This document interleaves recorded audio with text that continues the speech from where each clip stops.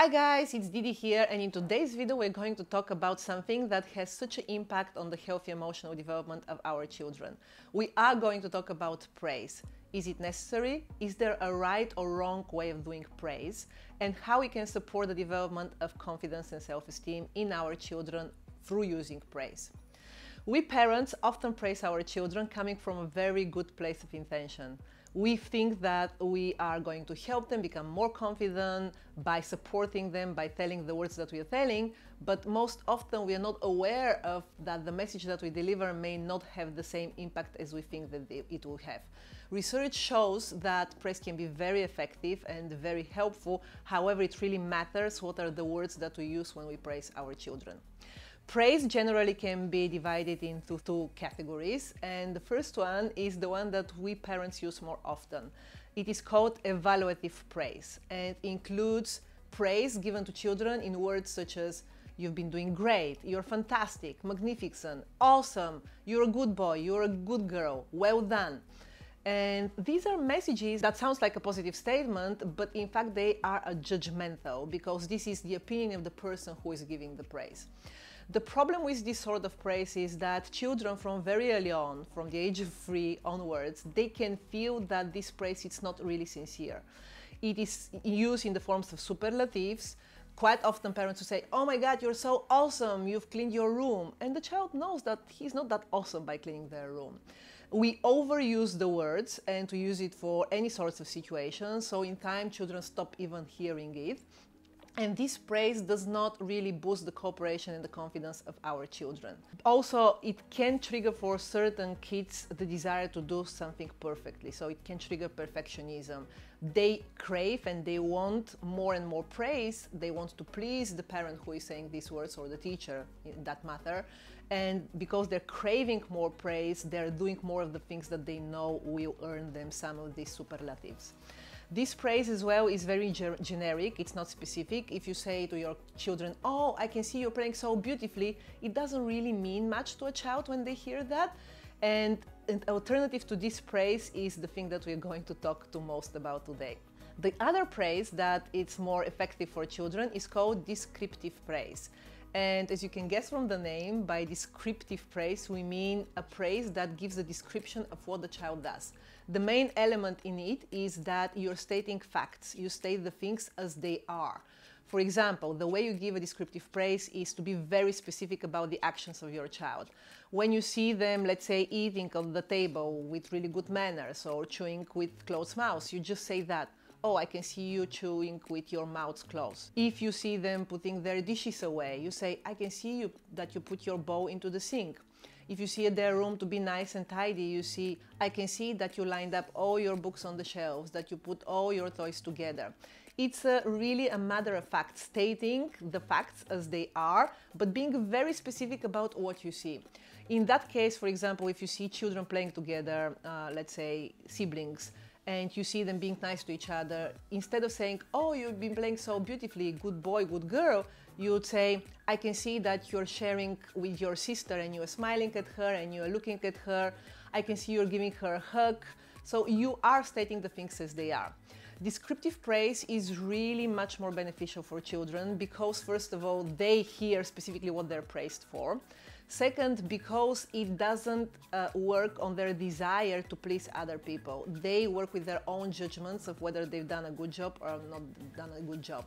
It is quite efficient to be used as a strategy for children when they have behavior that you don't want to see anymore. So therapists or strategy teachers who work with children with difficult behavior say that descriptive praise works like a magic. When you start giving descriptive praise to children, focusing on the things that they do well, they start being more cooperative, they start feeling better about themselves because they can see that there is a reaction from the parents who they care about, from people who they care about, and in no time you can get rid of poor behavior or behavior of something that you don't want to see. Descriptive praise, as I said, is very, very specific. You can include how you feel. You can say, "I'm so pleased to see that you washed your hands without me telling you again. I'm so pleased to see that you helped your sister to put her coat on." You can insert feeling if you want to, but you don't have to. Another type of praise that is really great for our children is praising the process rather than the outcome. For those of you that have been watching my channel, you know that I'm a huge fan of Carol Dweck's mindset and how we can help our children install a growth mindset. By the way, this is a must-read book for all people out there who work with children or who are parents or coaches or teachers, or I think for everyone, because it helps us also work on our personal development. In the Growth Mindset book, in the Mindset book, Carol Dweck talks about how important it is to give the right type of praise to children, which is by concentrating on the qualities that we want to see and also concentrating on the strategies that the children use, the actions, and the process itself. So instead of saying to your child, awesome, you're so smart, you're so talented, you're so good at math, you're so natural, you're so gifted, instead of saying that, you should say things like, I can see that you've put your hard work into that. I can see that you practiced a lot, and that's why we can see the good result here. I can see that you persisted although you felt like you wanted to quit. So you're focusing on the process rather than the outcome, which is really important for children, because then they would know that through hard work, through focusing on the things that they want to do, through practicing, they can achieve whatever they want. They would know that when there are challenges and obstacles on their way, it doesn't mean that they're stupid if they don't achieve something. It doesn't mean that they're failure if they don't manage to do something from the first time. She says that we parents, we want to give to our children as a gift their confidence and self-esteem, but we think that by saying things like you're smart, we're doing that. In fact, we do the opposite.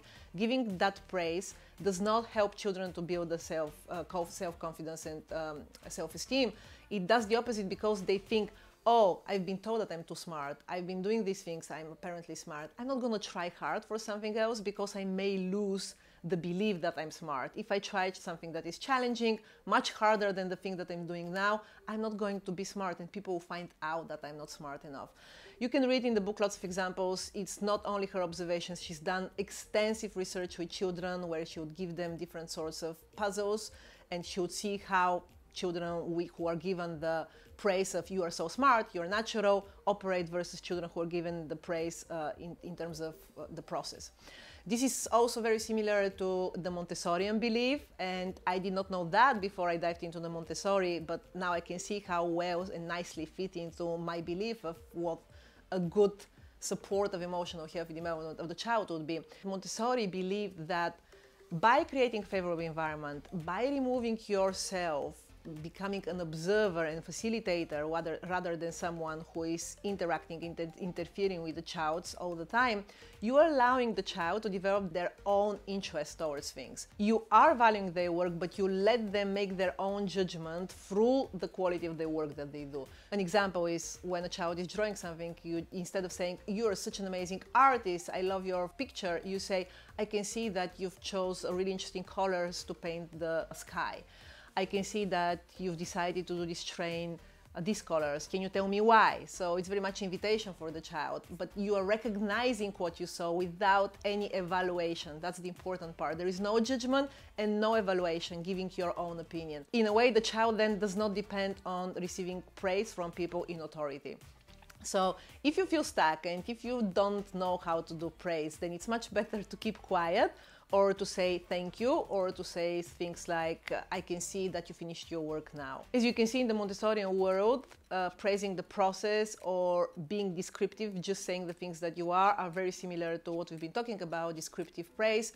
And another word for that is also encouragement. How can you do descriptive praise? It is not easy to start with because it's a new skill for us. I don't think that many parents use it as much as they should, and including me, of course, I'm working on it. But the descriptive praise requires you to notice what your child is doing. It requires you to be an observer for a while, and it requires you to focus on their positive behavior. It requires you to find things during their daily activities that you can state as facts and to focus on those positive things and bring them upon their attention. The truth is that we are much more stuck into the negatives, and the reality is that we are by far much more criticizing our kids, nagging, yelling, screaming at them than finding the positive and shedding light on it. So once you decide you want to use descriptive praise, you have to go through a challenge. It's let's say you can put yourself into a 10 days challenge where you each day find at least 10 things to praise in your child using the descriptive praise. And this is really hard to start with. I'm speaking by experience when I try to do it because, as I said, we don't have the practice, we don't know how to do it. However, it gets easier and easier every day. And I think that really helps to strengthen the parent-child connection as well, because it makes you notice more of the positive behavior of your child. And another thing is notice the small moments and praise at the right time. If you, for example, wait on a big line and your child gets impatient, don't wait until 10 minutes of him being patient before you say, oh, I can see that you've been waiting so patiently. You have to make sure that you use it at the right time without breaking their concentration if they're in the middle of activity, or without waiting for them for too long to display the behavior that you are wanting to reinforce at the moment. That's it from me. I really hope that you found this video useful and that you take up the 10 days challenge. The 10 days challenge is to praise your child at least 10 times a day using the descriptive praise. And if you don't have kids, you can do that with your coworkers, with your parents, with your siblings, or with your partners. It works with adults as well, because more often we criticize and we judge and we nag and we are negative than positive, and descriptive praise will bring the positive out there. Thank you so much for watching this video. If you find it useful, please share it with your friends, subscribe for my channel, give me a thumbs up, and most importantly, leave me a comment below. I so much love reading your comments. If you have any questions, please make sure you put them below. Thank you. Bye.